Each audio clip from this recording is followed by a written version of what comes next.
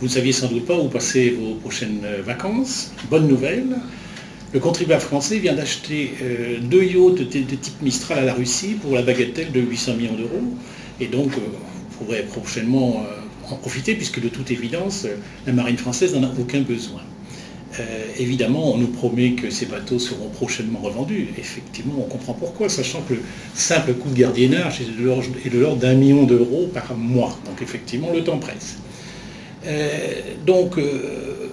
Si même on arrive à revendre ces bateaux, il faudra bien entendu les transformer pour les mettre aux normes du futur client, et on parle à nouveau d'une plusieurs centaines de millions d'euros, ce qui veut dire que l'ardoise globale tournera pour le contribuable aux alentours d'1 milliard d'euros, ce qui semble-t-il reste tout à fait raisonnable.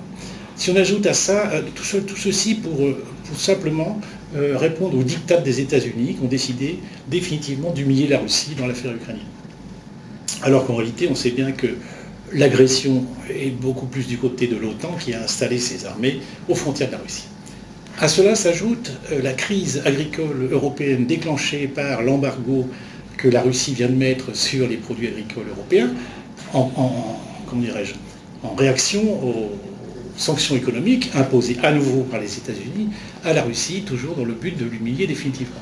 Quand on sait que les exportations françaises vers la Russie représentent aux alentours de 800 millions d'euros, on comprend effectivement le désastre économique que ça représente et la crise qui vient de se produire dans les secteurs de la viande et du lait.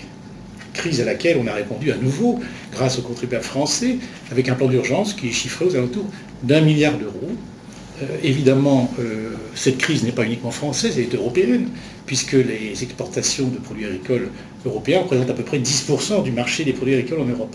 Et évidemment, la conséquence immédiate de la réduction de ce marché, c'est une exacerbation de la concurrence et bien sûr une chute des cours. Donc tout ça à nouveau pour répondre aux diktats de nos amis américains qui ont décidé, encore une fois, d'humilier la Russie. Il serait peut-être temps que l'Europe prenne conscience de son existence et qu'elle cesse de s'aligner systématiquement derrière les États-Unis, qui visiblement n'est pas son intérêt, puisque sur ces deux sujets, on peut estimer le coût à environ 2 milliards d'euros pour la France, la simple France.